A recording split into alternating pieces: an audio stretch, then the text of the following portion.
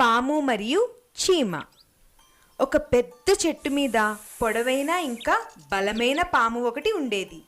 ఆ చెట్టు దగ్గరే చీమల యొక్క పెద్ద పుట్ట కూడా ఉంది. అక్కడ అన్ని చీమలు హాయిగా ఉండేవి. పాము చెట్టుపై నుండి వాటిని చూస్తూ ఉండేవాడు. ఆ పాము చాలా అల్లరి చేసేది. అది ఎప్పుడైనా వేటకి వెళ్ళినప్పుడు కావాలని దాని తోకతో చీమల పుట్టని విరగ్గొట్టేసేది. చాలా ఆకలి వేస్తోంది, పద అడవిలో షికారుకు వెళ్దాము.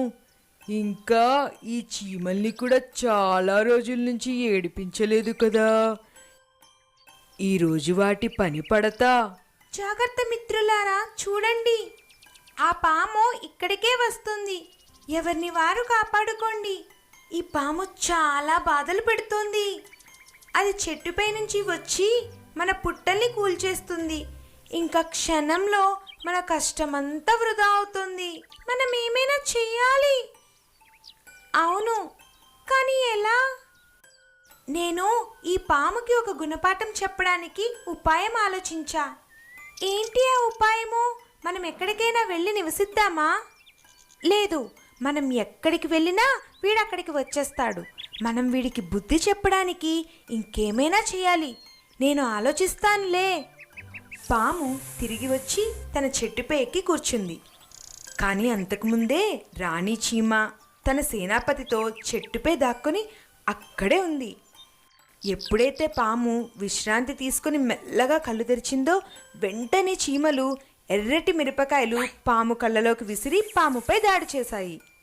అరే కాపాడండి, కాపాడండి! ఏంటిది? రక్షించండి, కాపాడండి! ఏంటిది? నా కళ్ళలో ఇంత మంట ఎందుకు? నాకేమీ కనబడటం లేదు. అరే ఎవరది? నన్ను కాపాడండి, కాపాడండి! హహహా, ఇప్పుడు నీకు అర్థమైందా? ఇతరుల్ని ఆట పట్టించడం నీకు సరదా కదా. ఇప్పుడు అది నీకు అర్థమయ్యేలా చెప్పి ఆనందిస్తున్నాము. నన్ను క్షమించండి, ఇంకెప్పుడు అలా చెయ్యను నేను. నన్ను కాపాడు, దయచేసి కాపాడు. అప్పుడే చీమలు నీళ్లు వేసి పాము కళ్ళని కడిగేశాయి. ఇంకా చీమల పుట్ట ఇంకెప్పుడు పగలగొట్టనని పాముతో ఒట్టు వేయించుకున్నాయి. నేను మాట ఇస్తున్నాను, ఇలాంటి అల్లరి పనులు ఇంకెప్పుడు చేయనని. మిమ్మల్ని ఇంకెప్పుడు ఇబ్బంది పెట్టను. యాపిల్ పళ్ళ చెట్టు. ఒక అడవిలో